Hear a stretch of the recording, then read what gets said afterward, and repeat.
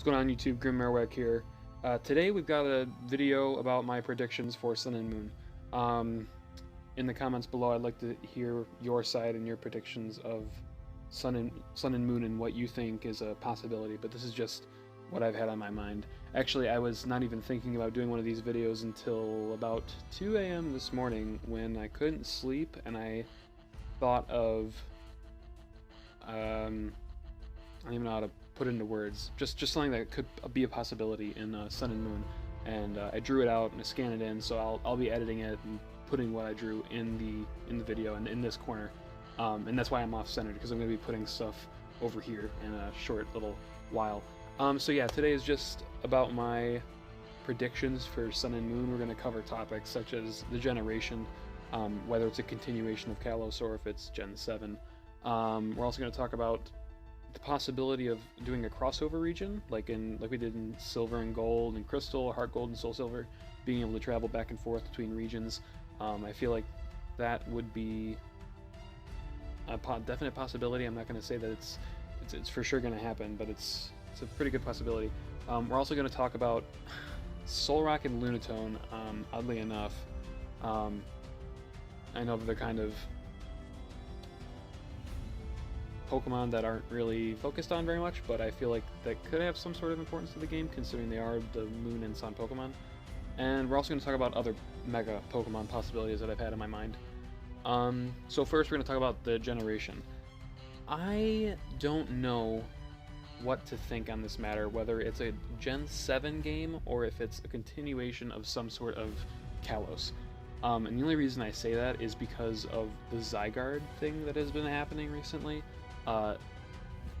Zygarde, the cell form, 10%, 50, which we all know is from X and Y, and then the perfect form. If it's not a continuation of Kalos, I'd like to see how they're tying that into Gen 7, if at all. I mean, it might just be a TV thing, but I highly doubt that. So for that reason, I think it's going to be a continuation of Gen 6, or it's going to be like a Gen 6.5. It's going to be a continuation of Kalos.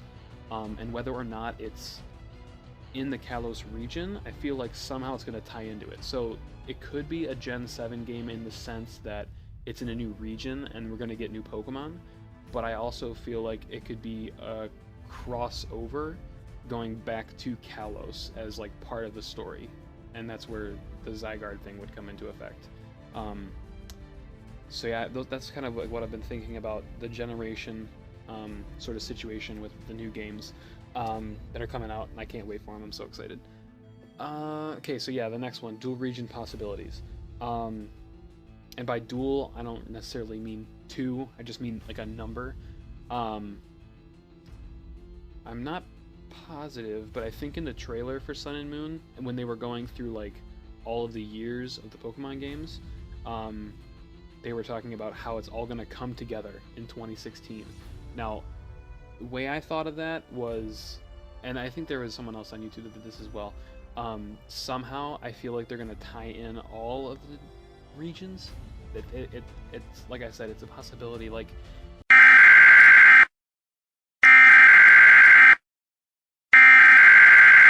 we interrupt your current programming to bring you this important announcement.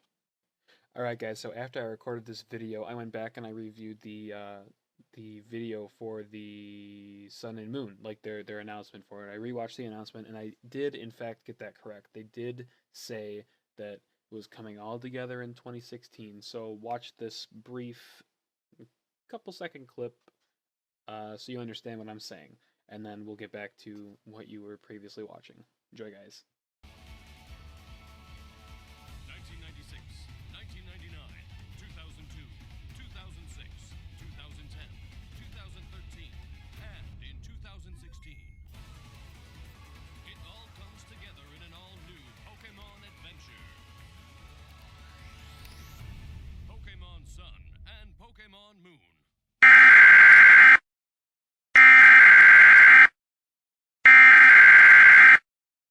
They could release a DLC for the game, which would be really cool. Like, I don't even know, just a set amount of dollars and you unlock a region, and you can go into that region and either do the league there, like you get those badges, or just be able to unlock the area to encounter those Pokemon from those specific regions. So like you start off in the new region and you go back to Kalos for the story, and then you pay and you can unlock like Johto, and then you can go there and get those Pokemon. It's just an idea that I had in my head. So yeah, I definitely believe that the region possibilities for going back and forth is it's a possibility in my book. I mean, I know it's a lot for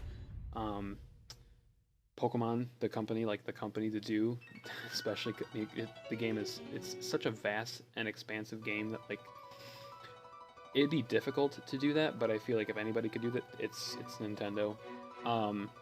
Also, it's the 20th anniversary, so I feel like they're going to do something big with this game.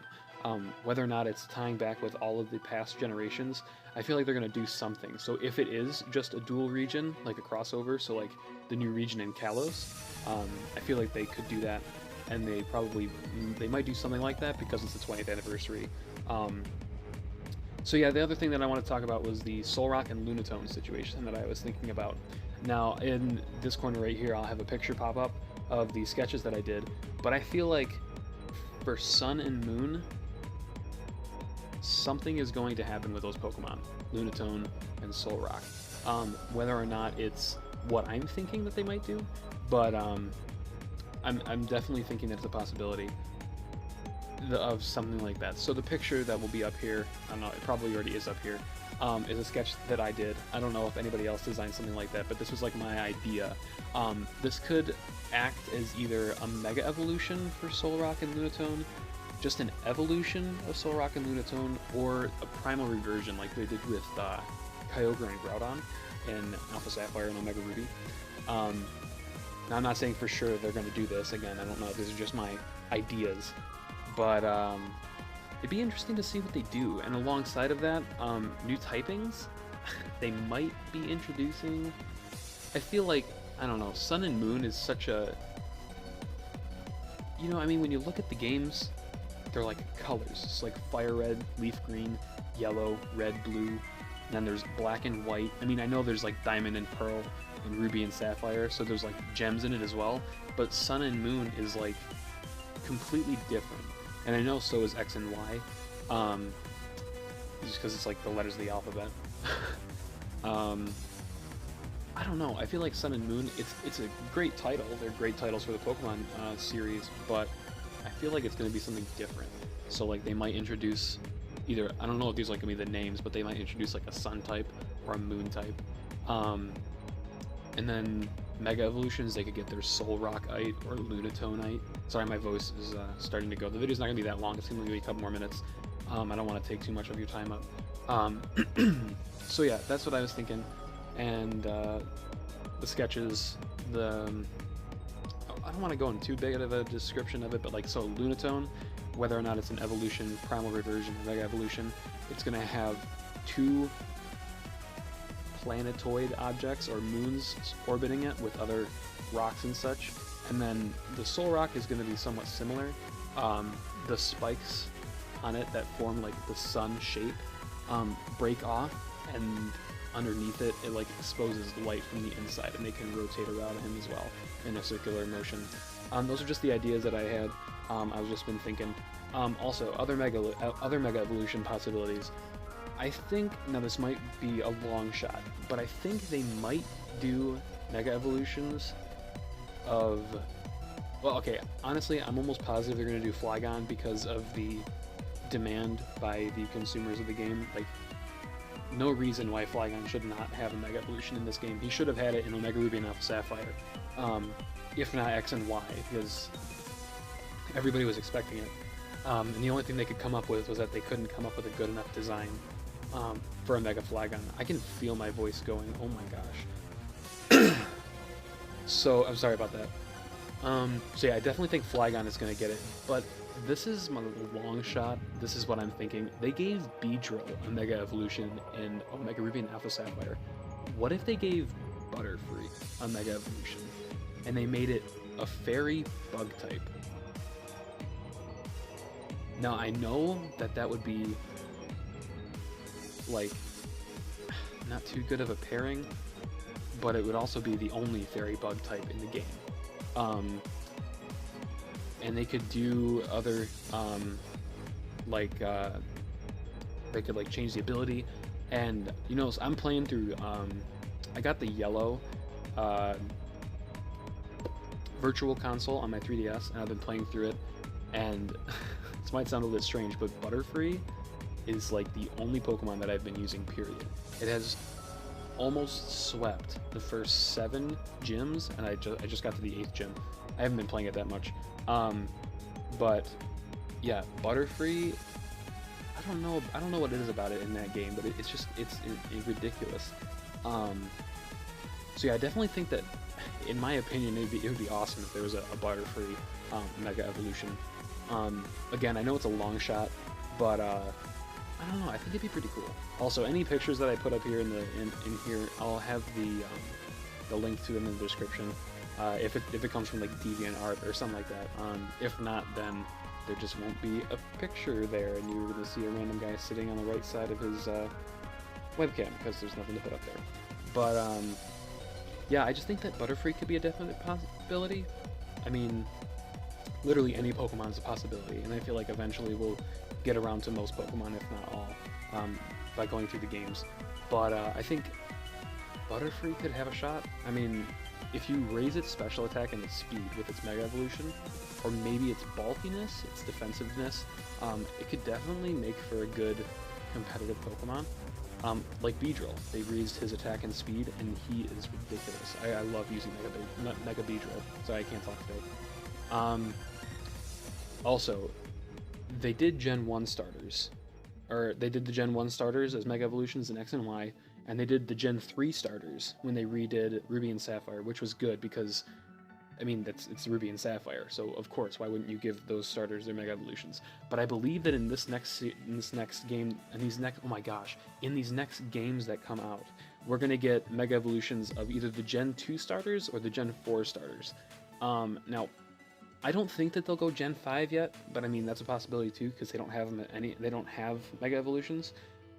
But I feel like they're gonna go more towards Gen 2, and for me that could go either way. Gen 2 is like my favorite generation, especially when it comes to starter Pokemon.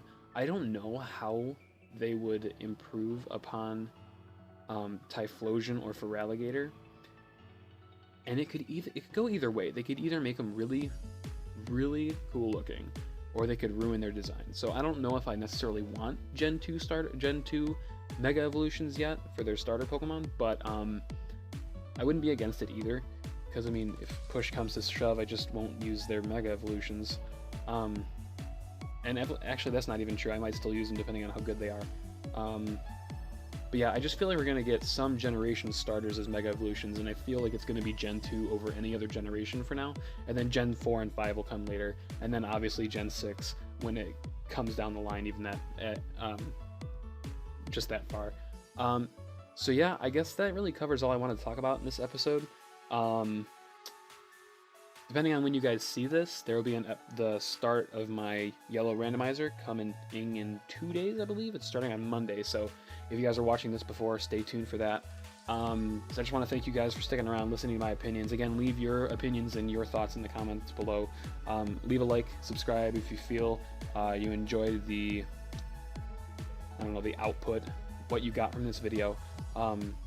Again, leave comments just on anything, even if it's not about your opinion on your predictions for this game or anything. And I'm going to be coming around with more prediction videos and other things when they announce certain things, and just I'm going to try to stay up to date on the Sun and Moon and post it on YouTube for Sun and Moon, just to get it posted, get it out there. So I just want to thank you guys again for sticking around. I know I already said that. I'm going to get going. I got some schoolwork to do, so I guess I'll see you guys next time. Bye.